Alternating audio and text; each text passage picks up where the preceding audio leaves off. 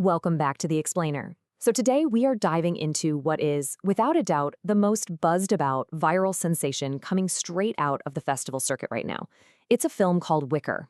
If you've been anywhere near the internet lately, you've probably seen a few glimpses of it. But today we're going to break down exactly what makes this movie the year's most unexpected love story. Okay, let's jump right in. Just picture this for a second. What if you could literally order your perfect partner?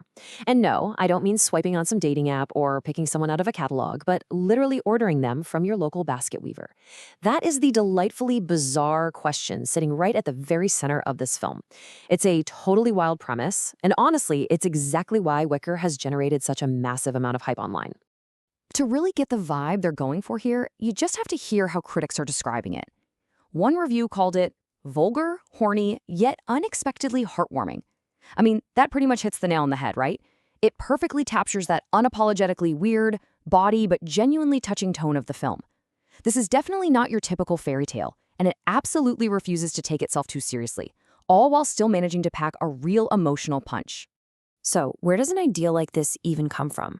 Well, it's actually adapted from a short story called The Wicker Husband by Ursula Wills-Jones. The whole narrative drops us into this small, incredibly isolated, and super rugged fishing village. It kind of feels like it's set somewhere in that weird space between the Middle Ages and the 19th century. And the society there? It's incredibly rigid. People aren't even known by their actual names. They are known strictly by their professions. This brings us to the dynamic right at the heart of the story. On one side, we have our protagonist, the fisherwoman, played by the always incredible Olivia Colman. And she is, well, an absolute outcast in this village. She's described as dirty. She rocks a unibrow. She smells. And she's just the constant target of everyone's mockery. She's proudly single, sure, but the loneliness is really starting to eat away at her. So what does she do? She commissions a husband. Enter the Wicker Husband, played by Alexander Skarsgård. Made entirely of woven reeds, he literally comes to life a month later. He is incredibly handsome, in, a woven sort of way. He's soft-spoken, he actually listens to her, he does the chores. By all accounts, he's the flawless, perfect partner to cure her loneliness. But here is where the plot takes a really brilliant turn. You'd probably think that in a rigid medieval village, a walking, talking basket man would be met with pitchforks and torches, right? Nope. Total opposite. The villagers actually react with this intense, all-consuming jealousy. As Olivia Colman herself put it, her character just thought she wanted to piss everyone off, but instead she accidentally falls in love, and the entire village just totally unravels. Suddenly, all the women are pining after this incredibly attentive wicker man, and the traditional angry men, they just want to chop him down. Part 1. The ensemble cast. Eccentric and genius. You absolutely need some heavy hitters for a story this eccentric, and man, does this core cast deliver. First up, we've got Olivia Colman as the fisherwoman. She actually loved this script so much, she called it one of her top 3 favorites ever, that she didn't just produce it, she literally learned how to paddle a traditional round boat called a coracle just for the role. Then you have Alexander Skarsgård as the Wicker Husband. And this is a massive departure for him. I mean, we're used to seeing him in really dark, conflicted roles in shows like Succession or Big Little Lies. He even admitted he was pretty intimidated to play someone so purely good-hearted and sweet, mostly because he felt like he had nothing dark to tap into. And rounding it out, Peter Dinklage plays the mysterious basket weaver. He's this flamboyant, eccentric inventor, and Dinklage actually learned how to weave wicker right there on set with a tutor to really bring the character to life. And the talent doesn't stop with the core 3 either. The supporting cast is absolutely stacked. We've got Elizabeth Debicki playing the tailor's wife, who serves as the main antagonist. She is just completely appalled that her former punching bag, the fisherwoman, has suddenly found true happiness. We also have the phenomenal Richard E. Grant stepping in as the eccentric and totally incompetent village doctor. It really is a true ensemble piece from top to bottom. Part 2. Crafting a hot basket. Practical effects. The filmmakers made a really crucial call early on. They were not going to just rely fully on CGI. They wanted a real, physical, practical presence right there on set for the actors to interact with. So they called in the absolute legends, the New Zealand-based visual effects team Wētā Workshop. Yeah, that's the exact same team led by Joe Dunkley that brought us the groundbreaking effects in The Lord of the Rings and Avatar. Let's actually break down how they pulled this off, because it's pretty wild. First up, for step 1, they built a custom 3D printed prosthetic shell that was perfectly shaped to Alexander Skarsgård's body. For step 2, they applied genuine physical wicker weaving over the entire surface of that shell.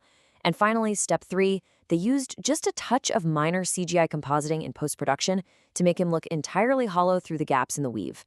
The result was this visually stunning, though apparently incredibly hot and uncomfortable suit. Skarsgård actually had to highly exaggerate his facial movements through the mask just to make sure his expressions could even be seen. The level of dedication here is just insane. 18.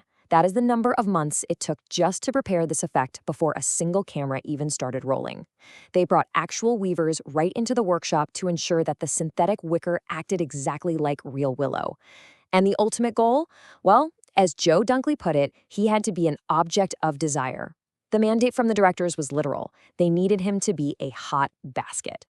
All right, which brings us to the elephant in the room. And honestly, the reason you've probably seen this movie trending in the first place. The internet had an absolute collective meltdown over one very specific anatomical detail visible in the trailer's love scenes: the wicker nipples. Fans were just buzzing with total disbelief and amusement. But honestly, it's a perfect testament to the film's bold, audacious, and just unapologetically weird tone. They fully 100% committed to the bit. Part 3. Sundance and Release. Critical Reception. So the million-dollar question, does this totally absurd premise actually translate into a genuinely good movie? The answer is a resounding yes. Wicker held its world premiere at the Sundance Film Festival, and it absolutely captivated audiences. As of right now, it boasts a glowing 91% score on Rotten Tomatoes. Critics are throwing around phrases like absolutely wonderful and deeply human to describe it. I actually have to share this one quote from the New York Post, which says Olivia Colman fits the role like a smudged glass slipper. That just brilliantly illustrates what makes this film work so well. Critics are really praising its unique ability to take biting body humor and place it comfortably right next to this innocent, almost children's storybook kind of tone. It's a super tricky tightrope to walk, but by all accounts, they pulled it off perfectly. So, when can you actually grab some popcorn and see this thing? Well, following its massive success at Sundance back in 2026, the film is going to hit select theaters in the US on October 23rd, 2026. Then, exactly a week later, on October 30th, it expands to theaters nationwide in the US, right alongside its official UK release. Definitely mark your calendars for this one because you're not going to want to miss experiencing this on the big screen. And that about wraps up our explainer on Wicker. It really is so much more than just a viral meme or a quirky trailer. It's a film that uses this bizarre fairy tale setup to explore some really deep themes. Things like loneliness, envy, and just the stifling nature of social conventions. So I want to leave you with the very thought-provoking question that this entire story hinges on. What if the perfect partner was the one you built yourself? Thank you so much for joining me today, and I hope this gave you a really fun, structured look into the year's most fascinating film.